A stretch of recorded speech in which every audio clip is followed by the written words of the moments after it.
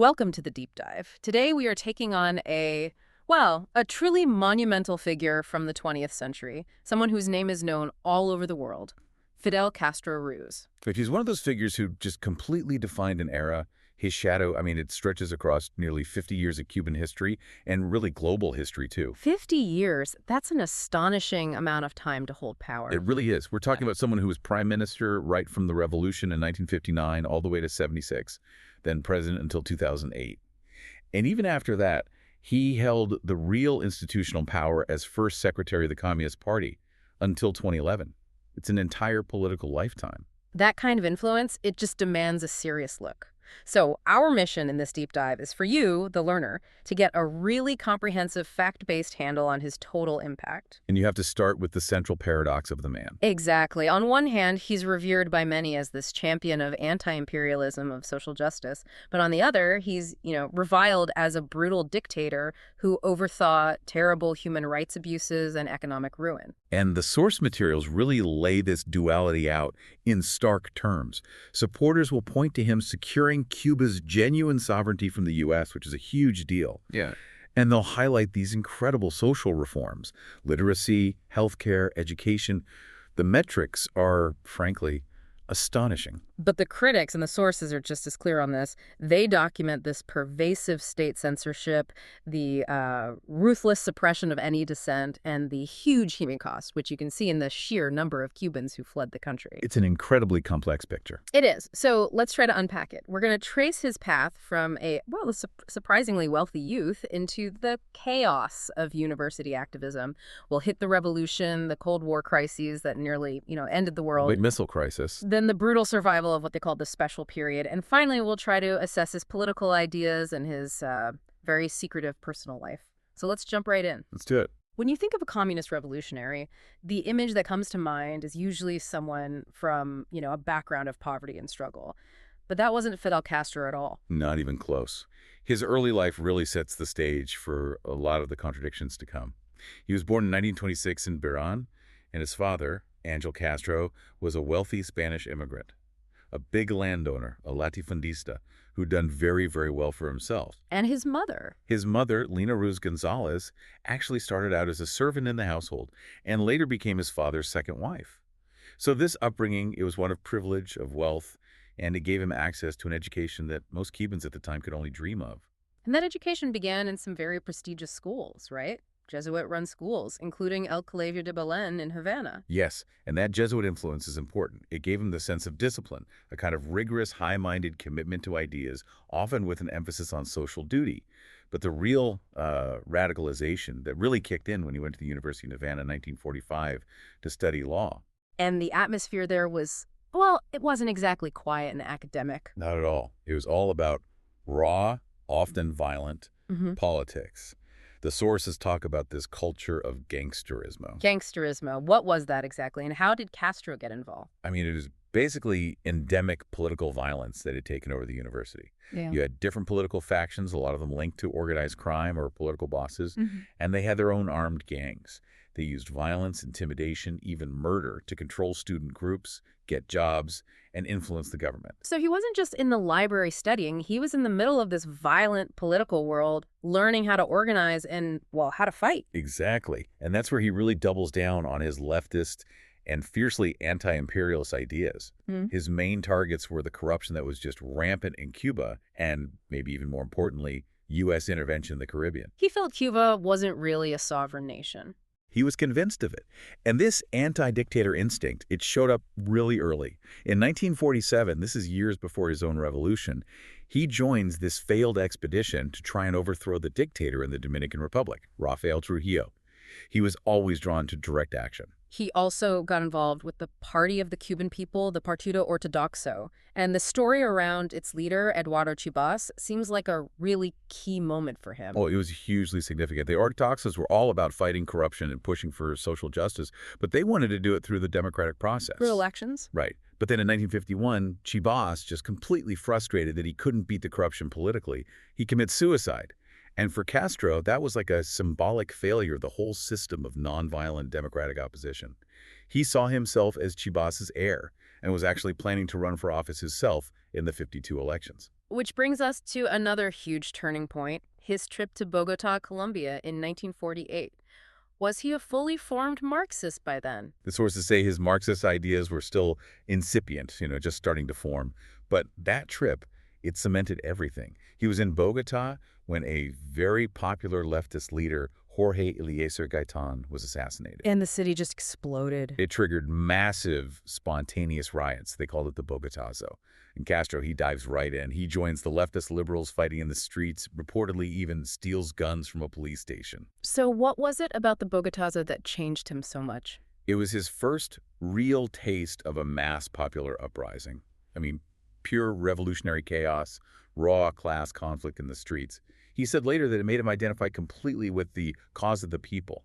He realized it wasn't enough to just fight corruption. The whole system, what he started calling the dictatorship of the bourgeoisie, was a real problem. He needed a systemic fix, not just a cleanup job. Precisely.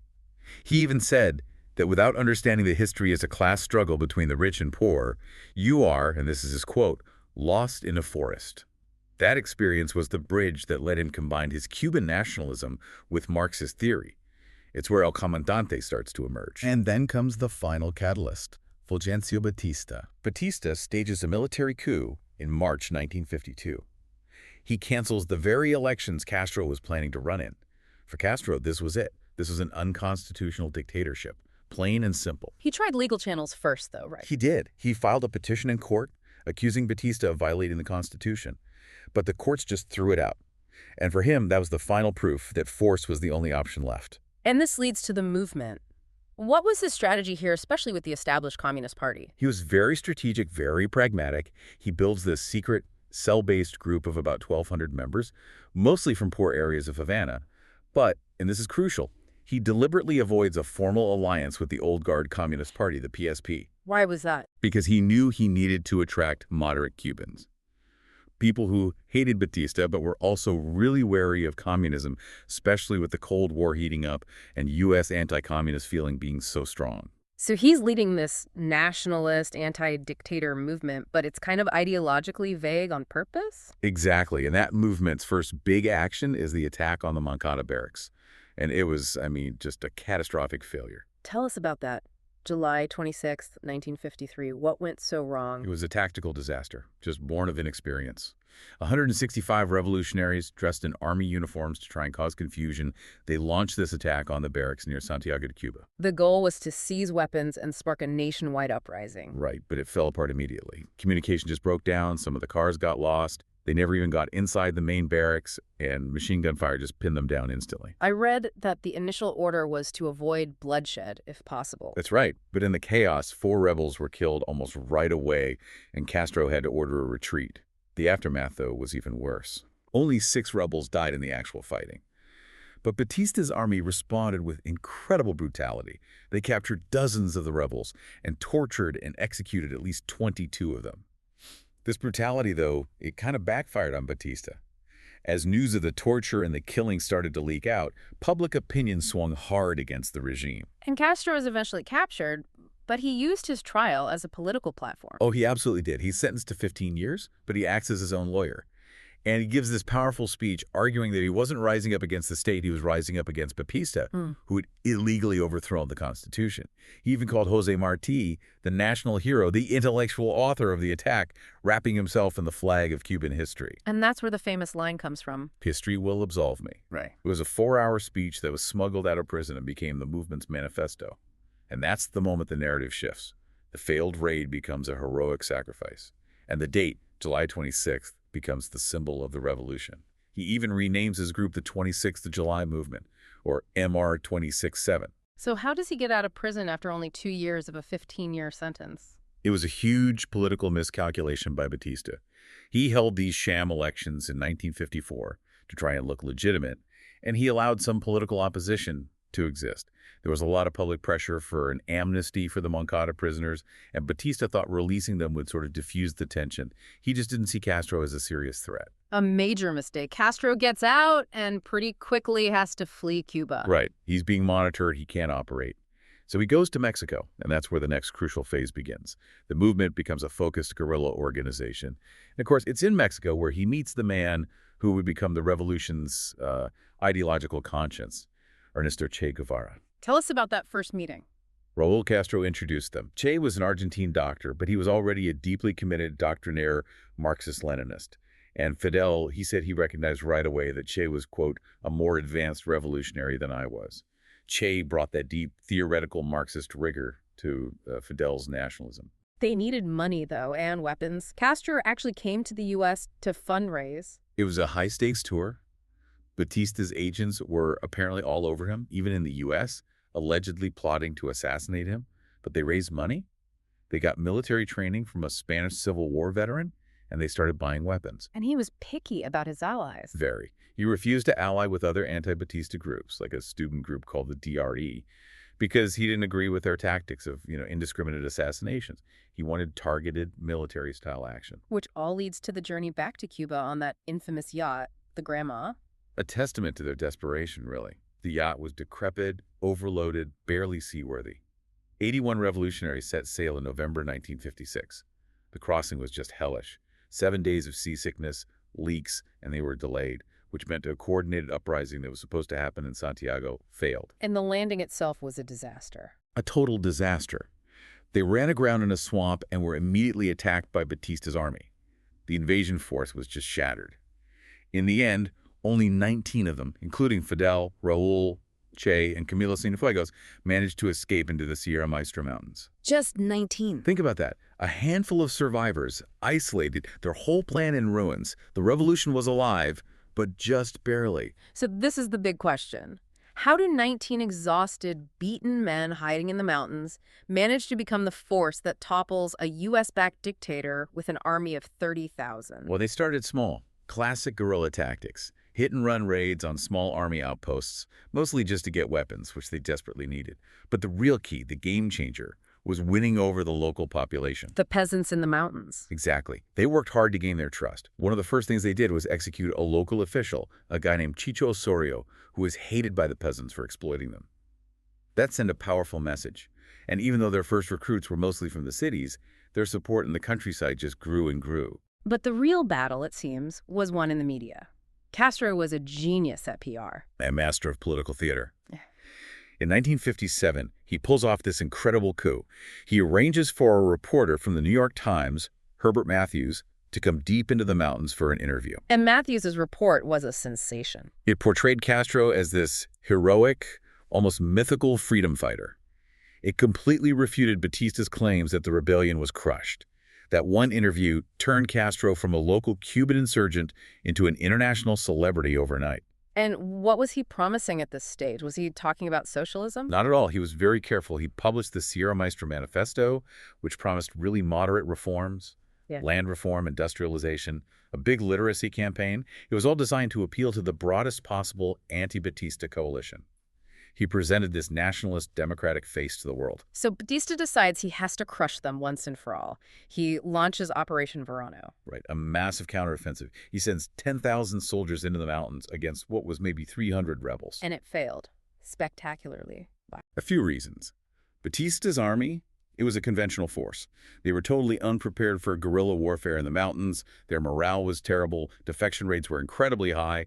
And Castro's rebels just used their local knowledge, ambushes, landmines, to completely halt the offensive. And that's when the U.S. pulls its support for Batista. That was the final nail in the coffin. The U.S. was getting fed up with Batista's brutality and his obvious inability to win.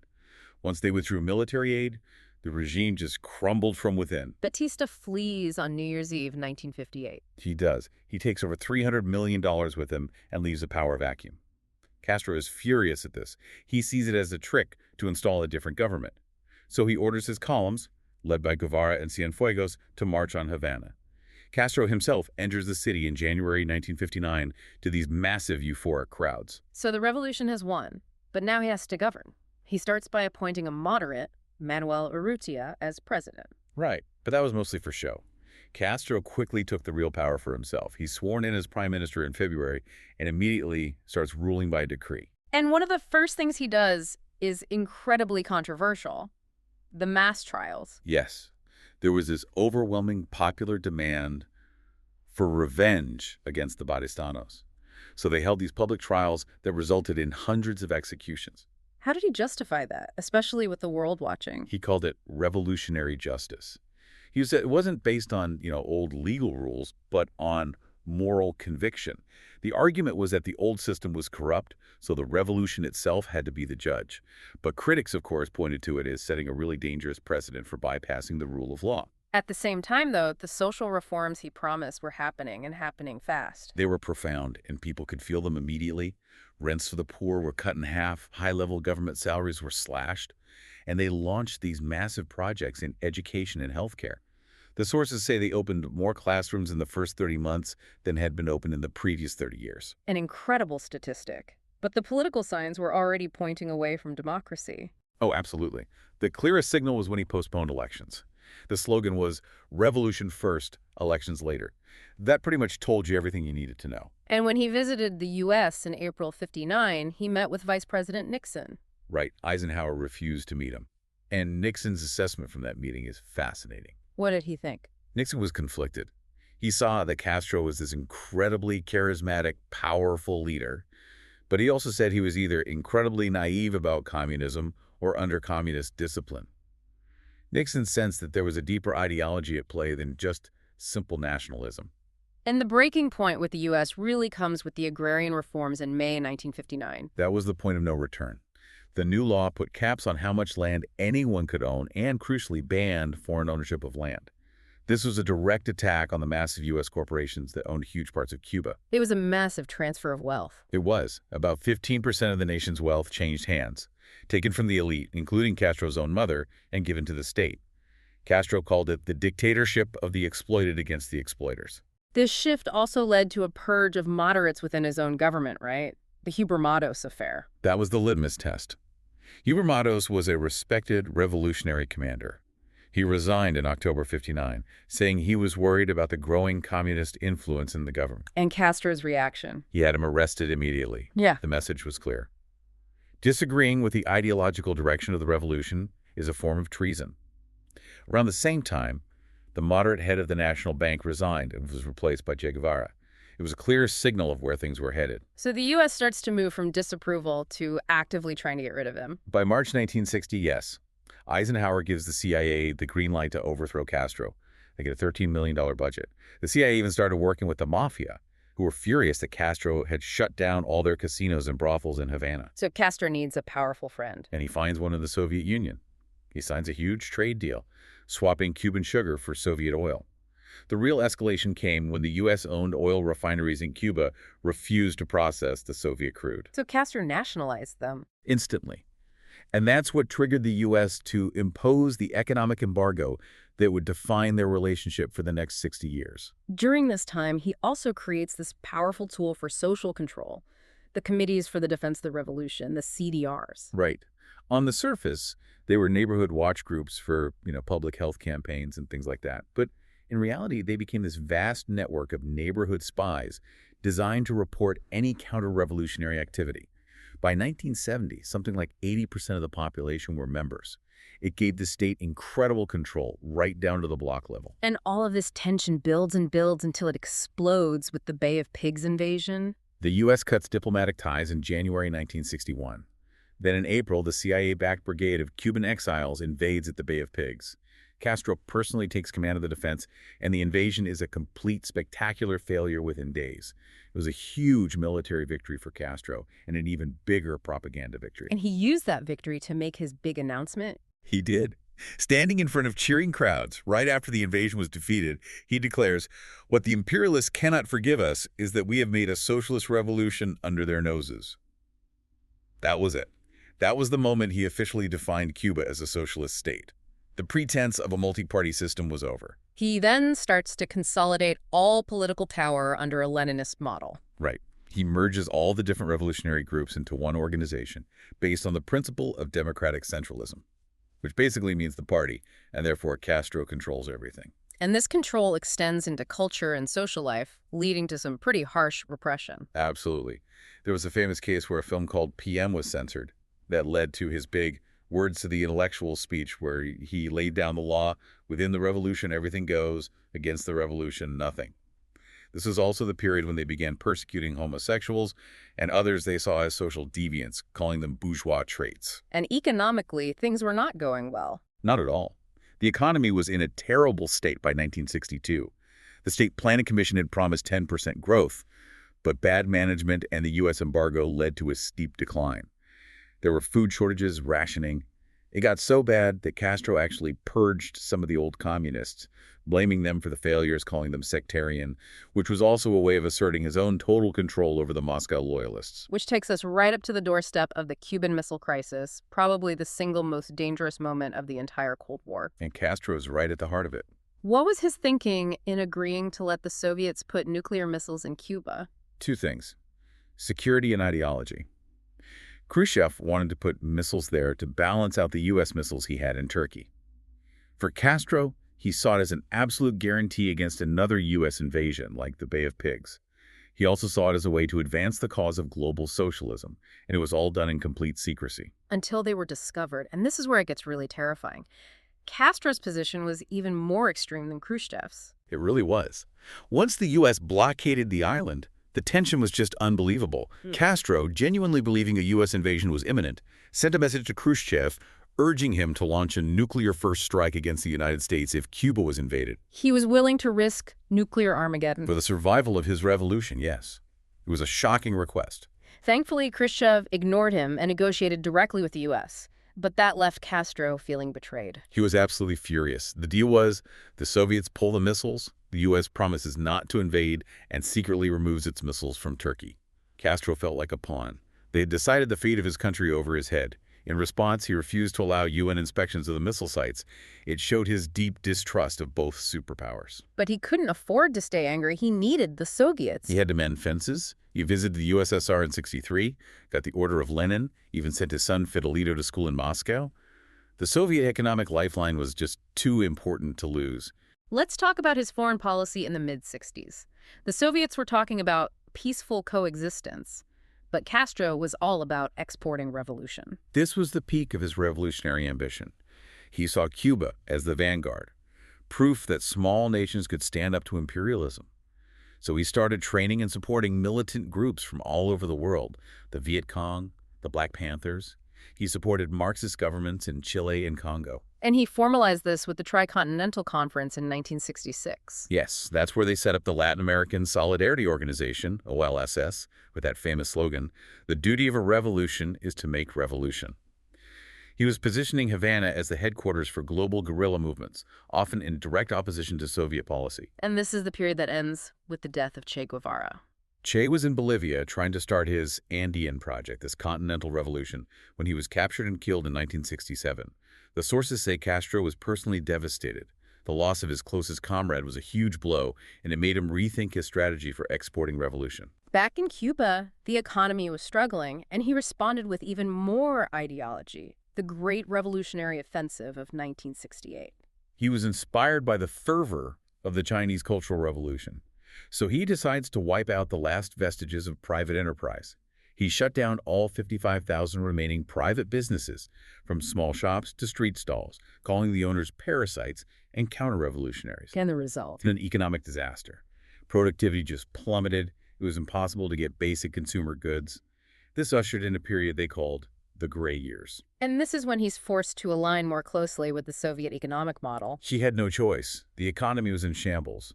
From 1970 to 72, Soviet economists came in and basically restructured the entire system. In 1972, Cuba formally joined Comcon, the Soviet economic bloc. This locked them into being a producer of sugar for the Soviets in exchange for oil and subsidies.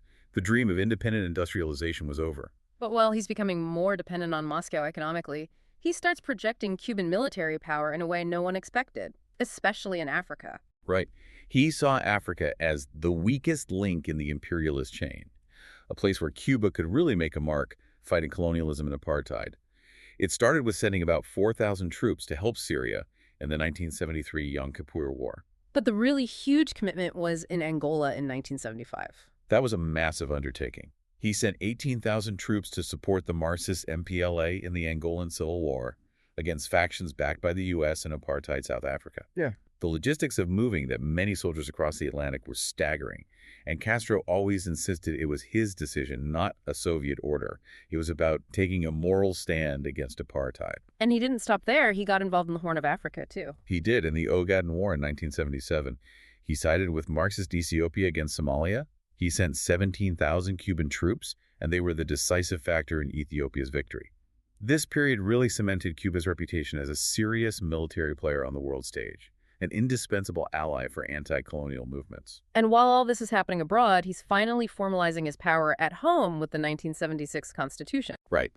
After 16 years of just ruling by decree, this new constitution, which was heavily based on the 1936 Soviet one, officially created the single-party socialist state.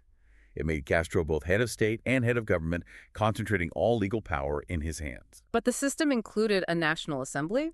Castro claimed this was a form of direct democracy. That's the core contradiction. He would argue it was more democratic than Western systems because people participated through mass assemblies. But the reality was it was all based on Leninist democratic centralism. All candidates were vetted by the party and the CDRs, so no real opposition could ever emerge. The power was completely centralized in the party, which meant it was completely invested in the personality of Fidel and his brother Raul. By the end of the 70s, he's also a major figure in global diplomacy, leading the non-aligned movement. Yes, he was president of the NAM from 79 to 83. He used that platform, especially at the UN, to rail against global inequality, becoming a really powerful voice for the developing world. Even if his standing was a bit damaged when he refused to condemn the Soviet invasion of Afghanistan. As we move into the 1980s, all the economic pressure that's been building up in Cuba just bursts into view with the Mariel boat lift. What happened there? It was a perfect storm of economic hardship and political frustration. In April 1980, thousands of Cubans stormed the Peruvian embassy in Havana, demanding asylum. Castro's response was quite something. He just announced that anyone who wanted to leave could go from the port of Mariel. But the way the government managed it was incredibly cynical. It was a political move to weaponize the exodus.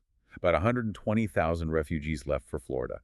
But the Cuban government used the opportunity to empty its prisons and mental hospitals, deliberately loading people they considered undesirables, criminals, the mentally ill, and homosexuals onto the boats. Castro publicly called them scum. And throughout the 80s, the only thing keeping Cuba afloat was Soviet money. The dependency was just staggering. By the late 80s, the USSR was pumping in $4 to $5 billion a year in subsidies. That's between 30 and 40% of Cuba's entire GDP. But the problem was, this money didn't encourage efficiency or diversification. It just propped up a failing system. The Reagan years brought more hostility from the U.S., but Castro was still fighting his wars abroad, especially in Angola. Yes, the final big push in Angola came in 1987. Castro saw a victory there as being essential to breaking the back of apartheid in South Africa. He sent 12,000 more troops and was personally involved in the strategy for the key Battle of Cuito-Cuanavale. The peace talks that followed led to the withdrawal of all foreign troops, and Castro claimed it as a huge victory against apartheid, which really cemented his legacy in Africa. But just as he's winning military victories, the ground is shifting under his feet in Moscow. Gorbachev's reforms must have terrified him. He saw glasnost and perestroika as an ideological betrayal, something that would weaken socialism everywhere. And the end came quickly. In 1989, Gorbachev told him the subsidies were ending. When the Soviet Union finally collapsed in 1991, Cuba's economy was essentially decapitated overnight. Which plunged the country into this special period in time of peace. It's hard to overstate how devastating this was. It was horrific. The GDP dropped by more than 40% in 2 years. There were massive food shortages, widespread malnutrition. The country ground to a halt. Petrol was so scarce they had to bring in hundreds of thousands of Chinese bicycles and start using oxen to plow fields again. There were blackouts that lasted 16 hours a day. So how did Castro, this rigid ideologue, justify the capitalist-style reforms he had to make to survive? Well, survival came first. At a party congress in 1991, they reluctantly announced these major changes. They legalized farmers' markets, allowed for small private businesses, and, most shocking of all, they legalized the U.S. dollar.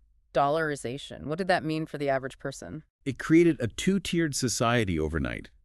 If you had access to dollars from tourism or family abroad, you could shop in special, well-stocked stores. If you didn't, you were stuck with the failing state system. It created massive, visible inequality, which went against everything the revolution supposedly stood for. And the state had to find new sources of income. They pivoted hard to tourism and biotechnology. By 1995, tourism brought in more money than sugar for the first time in Cuban history. There were some social shifts during this time too, right? A bit of a loosening up. A noticeable softening, yes. They eased emigration restrictions. Castro softened his stance on religion, even allowing religious believers to join the Communist Party. The Pope's visit in 1998 was a huge moment. Castro also started talking about environmentalism, trying to find a new way to be relevant on the world stage. And then an economic savior appeared in the form of Hugo Chavez in Venezuela. That alliance, forged in 1999, was Cuba's salvation. Chavez saw Castro as a mentor. They created a trade agreement called ALBA, which was classic socialist barter. Cuba sent tens of thousands of doctors and teachers to Venezuela in exchange for cheap oil up to 90,000 barrels a day. It stabilized the Cuban economy. By 2006, his health finally gives out. Right. He had to undergo intestinal surgery, and he provisionally transferred power to his brother Raul. Then in February 2008, he made it official. He announced he was retiring as president and commander-in-chief.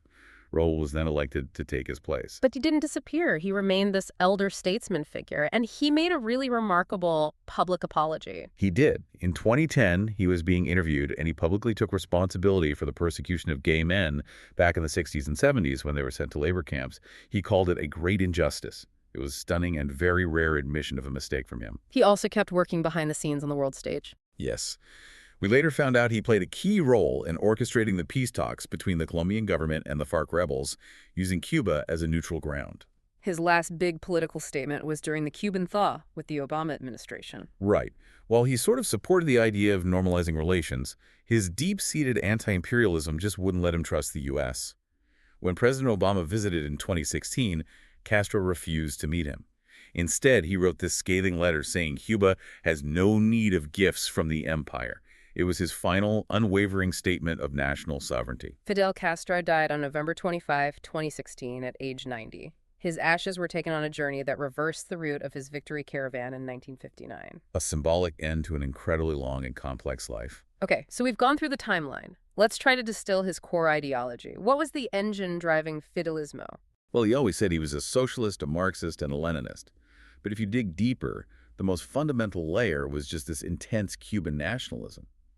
The sources suggest that the 19th century independence hero José Martí was probably more important to his core beliefs than Karl Marx was. So it was this unique blend of Martí's anti-colonialism and Lenin's centralized power structure. Exactly.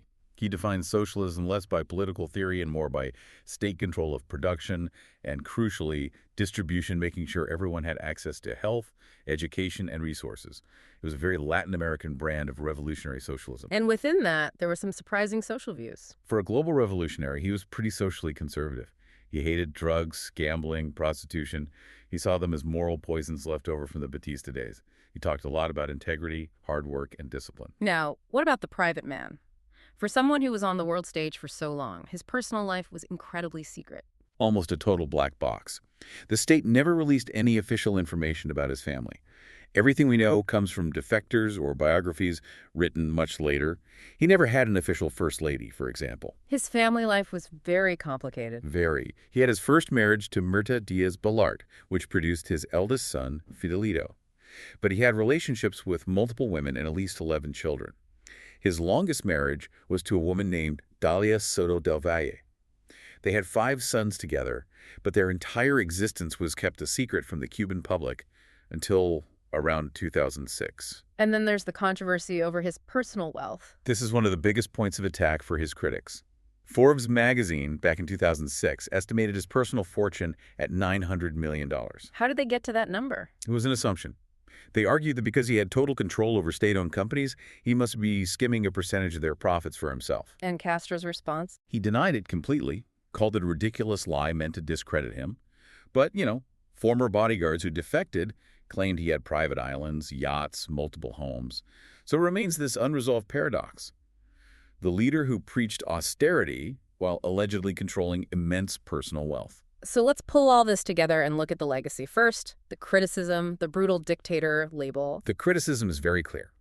People like Donald Trump, Marco Rubio, they consistently called him a brutal dictator.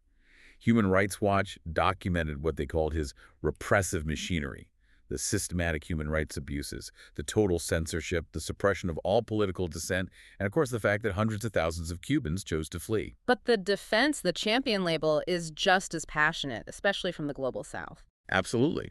His supporters see him as the man who finally gave Cuba true independence from the United States. And you cannot deny the achievements in social welfare. The improvements in healthcare and education were so substantial that by 2006, the UN said Cuba had achieved sustainable development, which is just extraordinary for a small, blockaded island nation. The reactions to his death really showed that global split. Perfectly. U.S. leaders and Cuban exiles condemned him, but leaders from allied nations praised him. Justin Trudeau called him a remarkable leader. Putin called him a sincere and reliable friend. And maybe most powerfully, Nelson Mandela always credited Cuba's role in helping to end apartheid. And how do historians tend to view his consolidation of power? They often talk about his moral and political hegemony, meaning no matter what the Constitution said, all power was completely invested in his personality. That level of personal control for 5 decades is what leads to the comparisons with other major 20th century authoritarian leaders. The bottom line is he built and ran a one-party state where political opposition was simply not allowed. So, as we wrap up this deep dive, let's just quickly recap. We've seen how a failed military attack at Moncada was brilliantly turned into the political force of the 26th of July movement. He navigated the absolute peak of Cold War tension in the missile crisis and projected Cuban power all over the world, especially in Africa. And, maybe most impressively, he was the force that held the country together through the economic trauma of the special period, surviving by mixing his fierce nationalist ideology with some very pragmatic capitalist-style reforms. His ability to adapt while never giving up ultimate control is, well, it's a testament to his political skill. And that central paradox, that's really the heart of it all. He delivered on his promises of national sovereignty and expanded social rights, healthcare, education for the collective. But the price for that was the total suppression of individual political freedoms and the creation of this centralized one-man state. A fascinating and, for many, a devastating figure. His life is a perfect encapsulation of the triumphs, the contradictions, and the immense costs of 20th century revolution. Indeed. Which brings us to our final provocative thought for you, the learner, to consider. Think back to the beginning. Castro initially promised multi-party elections, but then he canceled them, claiming his government was a direct democracy of mass assemblies. So here's the question. To what extent can a revolution that starts with democratic and anti-colonial ideals justify eventually rejecting electoral democracy for a one-party, one-man state? What happens when a leader's commitment to national sovereignty, which he delivered, starts to fundamentally conflict with the promise of political liberty, which he suppressed? That's something to mull over.